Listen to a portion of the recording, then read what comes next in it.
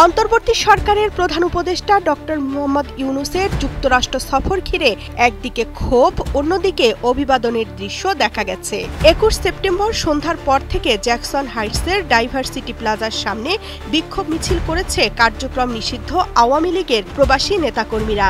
একই সঙ্গে আরেক পক্ষের লোকজনকে অভিবাদন মিছিল দিতেও শোনা যায়। এ সময় তারা মুখোমুখি অবস্থান নেয়।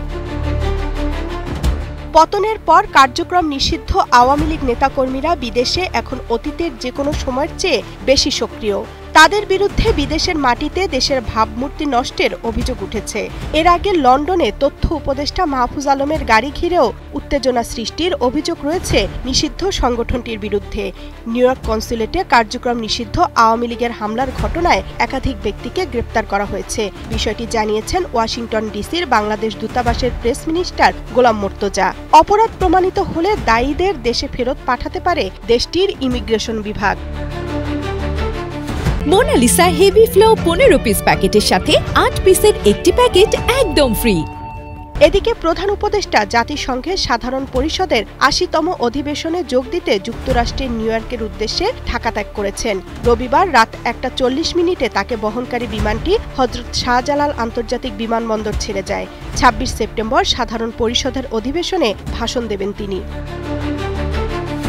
ডক্টর মোহাম্মদ ইউনূসের সফরসঙ্গীদের মধ্যে থাকা ৫ রাজনৈতিক নেতা হলেন বিএনপির মহাসচিব মির্জা ফখরুল ইসলাম আলমগীর, বিএনপির ভারপ্রাপ্ত চেয়ারম্যান তারেক রহমানের পররাষ্ট্র বিষয়ক উপদেষ্টা হুমায়ুন কবির, জামায়াতে ইসলামীর নায়েবে আমির সৈয়দ আব্দুল্লাহ মোহাম্মদ তাহের, জাতীয় নাগরিক পার্টির সদস্য সচিব আক্তার হোসেন ও এনসিপির জ্যেষ্ঠ যুগ্ম সদস্য সচিব তাসনিম জারা।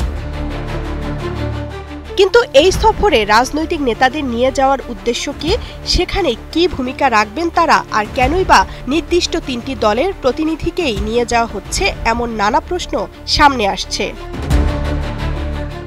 রাজনৈতিক দলের নেতারা বলছেন, গণ অভ্যুত্থানের পর দেশ গঠনে রাজনৈতিক শক্তি ঐক্যবদ্ধ রয়েছে। আন্তর্জাতিক মহলে এমন বার্তা দিতে চায় সরকার, আর এ কারণেই এই সফরে যুক্ত হচ্ছেন তারা। প্রধান উপদেষ্টা ঘোষিত সময় ফেব্রুয়ারিতে ত্রয়োদশ জাতীয় সংসদ নির্বাচন হলে এটি সরকার প্রধান হিসেবে প্রফেসর ইউনূসের শেষ জাতিসংঘ সম্মেলনে যোগদান। সফরসূচি অনুযায়ী প্রধান উপদেষ্টা ২ অক্টোবর দেশে ফিরবেন। তামান্না তাহসিন খান, কালের কণ্ঠ।